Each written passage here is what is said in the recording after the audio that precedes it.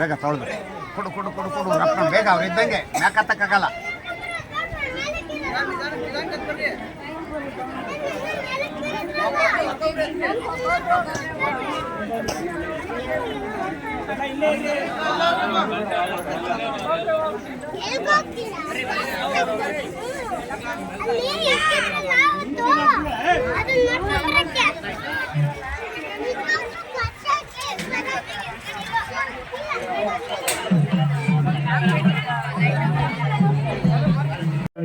ನಾನು ಬದುಕಬಾರದು ಅಂತೇಳಿ ಇವತ್ತು ಈ ಕುಂಚಿಟಿಗ ಸಮಾಜ ಎಲ್ಲವನ್ನು ಕೊಟ್ಟಿದೆ. ಅದ್ರ ಜೊತೆಗೆ ಇವೆಲ್ಲ ನನ್ನನ್ನ ತುಂಬಾ ಸದರ ಮಾಡ್ಕೊಂಡ್ಬಿಟ್ಟಿದ್ದೀರ. ಪತ್ರಿಕೆಯನ್ನು ಕೊಡಲ್ಲ, ಫೋನ್ ಮಾಡಲ್ಲ, ಇಟ್ಬಿಟ್ಟು ಸ್ವಾಮೀಜಿ ಬನ್ನಿ ಬರಲ್ಲ ಅಂದ್ರೆ ನಿಮ್ಗೆ ನೋಡ್ಕೊಳ್ತೀನಿ ಹೌದಲ್ಲ.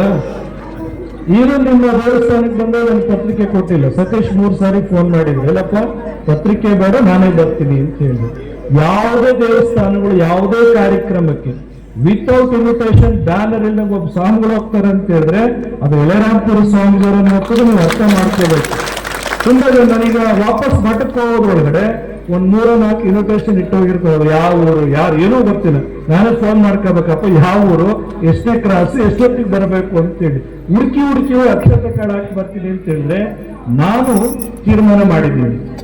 ನಾನು ಎಲ್ಲಿವರೆಗೂ ಬದುಕಿರ್ತೀನಿ ಅವತ್ತು ಸಮಾಜದ ಮಧ್ಯದಲ್ಲಿ ಇರಬೇಕು. ನಾನು ನಿಮ್ಮನ್ನೆಲ್ಲರೂ ನಾವು ಹೇಗೆ ಬದುಕಬೇಕು ಅಂತ ಹೇಳಿದ್ರೆ, ನಾವು ಸತ್ತಾಗ ನಮ್ಮನ್ನ ಹಾಕಿದ್ದು ಮಣ್ಣು ಹಾಕೋ ಜನನ ನಾವು ಸಂಪಾದನೆ ಮಾಡಬೇಕು. ದುಡ್ಡೆಲ್ಲ ಸಂಪಾದನೆ ಮಾಡಬೇಕಾಗಿರೋದು, ಆಸ್ತಿನ ನಾವು ಸಂಪಾದನೆ ಮಾಡಬೇಕಾಗಿರೋದು. ನಾವು ಸತ್ತಾಗ ಯಾರೋ ಮಗನ ಮಕ್ಕಳು ಬಂದು ಜೆಸಿಪಿ ತಗೊಂಡು ಒಳತ್ತಲ್ಲಿ ಮಣ್ಣು ಹಾಕೋಕ್ ಬೇಡ. ನೀವು ಹೇಗೆ ಬದುಕಬೇಕು ಅಂತ ಹೇಳಿದ್ರೆ ಪ್ರೀತಿ ವಿಶ್ವಾಸದ ಬದುಕುವಂಥದ್ದು ಆಗಬೇಕು. ನಿಮ್ಮಿಂದ ದುಡ್ಡು ಅಧಿಕಾರ ಅಂತಸ್ತು ಯಾವುದು ನಿಮ್ಮಿಂದ ಬರೋದಿಲ್ಲ.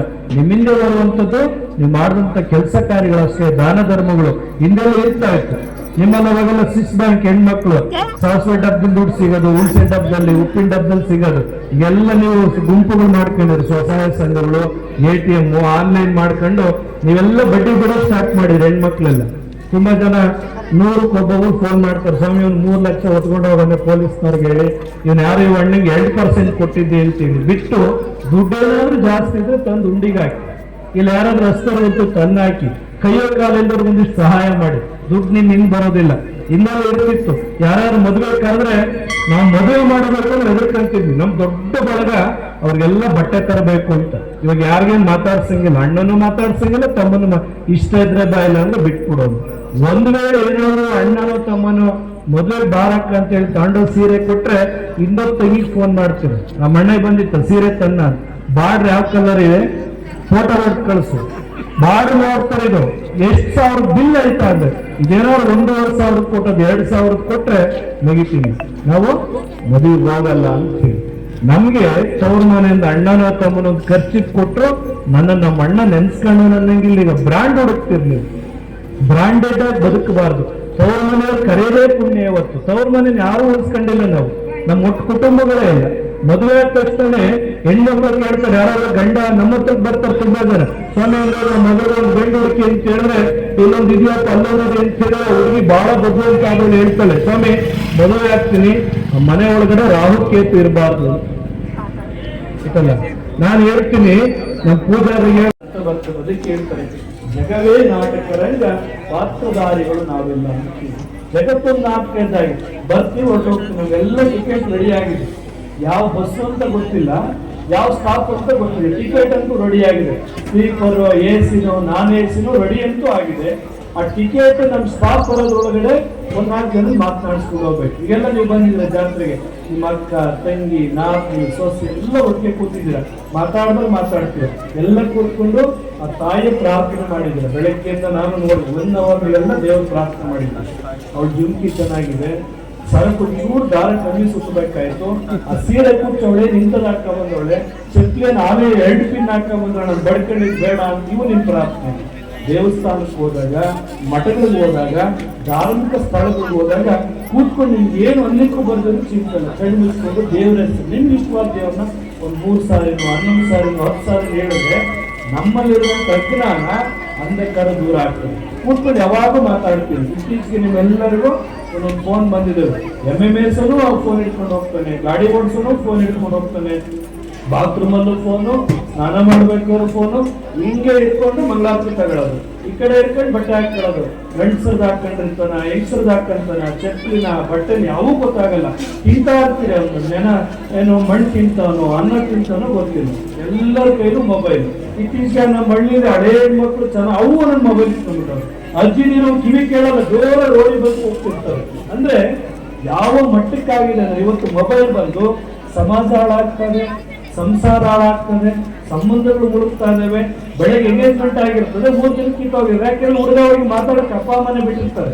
ಇದ್ರ ಮಧ್ಯೆ ನೀವೆಲ್ಲ ಹಳ್ಳಿ ಜನ ದುಡ್ಡಿಲ್ಲ, ಮದುವೆಗೆ ಕೇಳೋದು ದುಡ್ಡಿಲ್ಲ, ಮಕ್ಕಳೆಲ್ಲ ಎಲ್ಲಿ ಕಳಿಸ್ತೀರಾ? ಪ್ರೀ ವೆಡ್ಡಿಂಗ್ ಶೂಟ್ ಕಳಿಸ್ತೀರಾ, 3 ಲಕ್ಷ 4 ಲಕ್ಷ. ಅಲ್ಲೋಗಿ ಅವರು ಹುಡುಗಿ ಮುಟ್ಕೊಡೋದು, ಎತ್ಕೊಳ್ಳೋದು, ಓಡಾಡ್ಸೋದಂತೆ. ನಾನ್ ಮದುವೆಗೆ ಅಕ್ಷತೆ ಕಳ ಹಾಕ್ಕೊಂಡು ಸ್ವಾಮಿ ಶಾಸ್ತ್ರ ಒಪ್ಪಲ್ಲ, ಅವ್ನು ಊರ್ ಮುಂದೆ ಕೂತಿರ್ಬೇಕು, ಹುಡುಗಿ ಚೌಕಿಲಿ ಕೂತಿರ್ಬೇಕು. ಹೌದಾ? ರಾತ್ರಿ ಕೇಕ್ ಕಟ್ ಮಾಡಬೇಕಾದ್ರೆ ಶಾಸ್ತ್ರ ಅಡ್ಡ ಬರೋದಿಲ್ಲ. ಪ್ರೀ ವೆಡ್ಡಿಂಗ್ ಶೂಟ್ ಹುಡುಗ ಹುಡುಗಿ ಬುಲೆಟ್ ಮೇಲೆ ಕಳಿಸ್ಬೇಕಾದ್ರೆ ಶಾಸ್ತ್ರ ಅಡ್ಡ ಇಲ್ಲ. ಏನಾದ್ರೂ ಬೆಳಗ್ಗೆ ಒಂದು 10 ಮದುವೆ ಹುಡುಗ ಹುಡುಗಿ ಕೈ ಆಶೀರ್ವಾದ ಮಾಡ್ತೀನಿ ಅಂದ್ರೆ ಶಾಸ್ತ್ರ ಒಪ್ಪೋದಿಲ್ಲ. ಯಾರು ಮಾಡ್ಕೊಂಡ್ರು ಶಾಸ್ತ್ರವನ್ನ? ಹೌದಲ್ವಾ? ನಮ್ಮ ಕುಟುಂಬ ಚೆನ್ನಾಗಿ ಹಿಂದೆ 4 ದಿನ ಮದುವೆ ಆಗ್ತಿದ್ವಿ, 5 ದಿನ, 3 ದಿನ, 2 ದಿನ, ಒಂದೇ ದಿನ.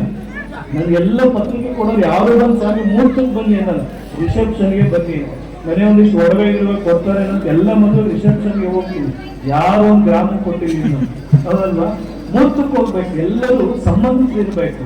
ಎಲ್ಲರೂ ನಾವು ಆಶೀರ್ವಾದವನ್ನ ಮಾಡಬೇಕು. ನೀವೆಲ್ಲರೂ ಮೂರ್ತಕ್ಕೆ ಹೋದಾಗ ನೀವು ಹೇಳಬೇಕು, ನನ್ನಾಗಿ ನಾನು 100 ವರ್ಷ ಬರ್ತೀನಿ. ಶತಮಾನ ಭವತಿ ಶತಾಯು ಪುರುಷ ಶತೇಂದ್ರಿಯ ಆಯುಷ್ಯವೇಂದ್ರ ಪ್ರತಿಷ್ಠಿತ. ಅಂದ್ರೆ ನಾನು 100 ವರ್ಷ ಬರ್ತಿದ್ದೀನಿ, ನಾವು 70 ವರ್ಷ 20 ವರ್ಷ ಅವಿನಾಭಾವದಲ್ಲಿ ಒಳ್ಳೆಯ ಜೀವನವನ್ನ ಮಾಡಿದ್ರೆ ನೀವು ನಮ್ಮಾಗೆ ಬದುಕಿ ಅಂತ ಆಶೀರ್ವಾದ ಮಾಡಬೇಕು. ಯಾರು ಇಲ್ಲ, ರಾತ್ರಿ ಹೋಗ್ತೀರಿ, ಒಂದು ಗುಲಾಬಿನೋ ಒಂದು ಬಕ್ಕಿನೋ ನಿಂಬೆಹಣ್ಣು ಕೊಟ್ಟು ಅಂತ ಬರ್ತೀವಿ. ಹಿಂದೆಲ್ಲ ಮದುವೆಗಳಾಗ್ತಿತ್ತು. ಮದುವೆ ಆದ್ರೆ ನೀವೇನ್ ಮಾಡೋ, ಒಬ್ಬ ಚೇರ್ ಹಾಕೊಂಡು ಕೂತಿರೋ ಆಚೆಗಡೆ ಬರ್ಕೊಳ್ಳೋನು, ರಾಮಣ್ಣ ಬಿಂದಿಗೆ, ಸೋಮಣ್ಣ ಫ್ಯಾನು, ಇನ್ನೊಬ್ಬ ಸೌಟು, ಇನ್ನೊಬ್ಬ ಕುರ್ಪಿ, ಕಿತ್ತಾಳೆ, ಕೊಡ, ಕೋಪಾನ ಅಂತ ಕೊಡೋರು. ಅಪ್ಪ ಏನಾದ್ರು ಜಗಳ ಮಾಡಿ ನಿಮ್ ಮನೆ ದಾಚ್ಕೊ ಹೋಗೋದು, ಧೈರ್ಯ ಹೊರಗಡೆ ಇನ್ನೊಂದು ಸಂಸಾರ ಮಾಡೋಷ್ಟು ಸಾಮರ್ಥ್ಯ ನಮಗಳಿಗೆ ಇರ್ತಾ ಇತ್ತು. ಏನಿಲ್ಲ, ನಿಂಬೆಹಣ್ಣು ಹೂವಿನ ಬುಟ್ಟಿ ತಗೊಂಡು ಏನ್ ಸಂಸಾರ ಮಾಡಕ್ಕಾಗ್ತದೆ? ಏನ್ ಮಾಡಕ್ಕಾಗಲ್ಲ. ಬರ್ತಾ ಬರ್ತಾ ಸಂಬಂಧಗಳು ಕಡಿಮೆ ಆಗ್ತದೆ. ಅಷ್ಟು ಶಾಸ್ತ್ರ ಮಾಡ್ತಾ ಇಲ್ಲ, ಕರಿ ಕಂಬಳಿಗಳು ಗಟ್ಟಿಗೆ ಆಗ್ತಾ ಇಲ್ಲ, ಕಂಕಣ ಕಟ್ತಾ ಇಲ್ಲ. ಇವತ್ತೆಲ್ಲ ಕೆಲವರು ದುಡ್ಡಿರೋರೆಲ್ಲ ಬೆಂಗಳೂರಂತ ಪ್ರತಿಷ್ಠಿತೆಯಲ್ಲಿ ಎಲ್ಲ ಲಾನ್ಗಳಲ್ಲಿ ಮದುವೆ ಆಗ್ತಾರೆ, ಹುಲ್ಲೊಳಗಡೆ ಓಪನ್ ಪ್ಲೇಸ್ ಅಲ್ಲಿ ಮದುವೆ ಆಗುವಂಥದ್ದು.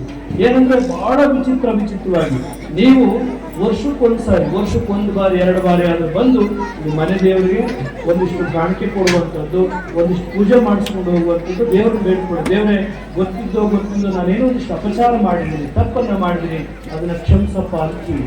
ಇವತ್ತಿನ ಎಷ್ಟೋ ಜನಗಳಿಗೆ ಮನೆ ದೇವರುಗಳೇ ಗೊತ್ತಿಲ್ಲ, ಕಟ್ಟೆ ಮನೆಗಳು ಗೊತ್ತಿಲ್ಲ, ಅಮಾವಾಸ್ಯೆ ಮನೆಗಳು ಗೊತ್ತಿಲ್ಲ, ಬಂಡಿ ಮನೆಗಳು ಗೊತ್ತಿಲ್ಲ.